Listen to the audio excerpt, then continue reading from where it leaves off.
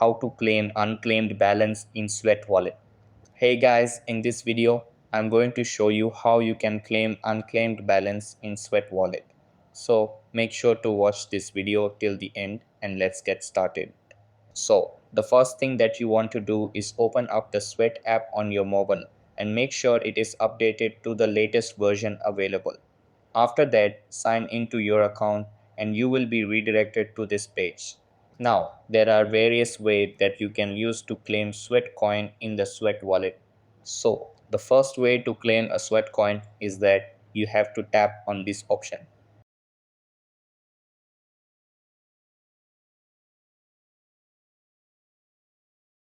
Then, what you have to do is share the link of Sweat wallet to one of your contacts.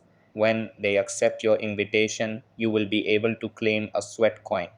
Another way to claim Sweat coin is that you have to go to shop section.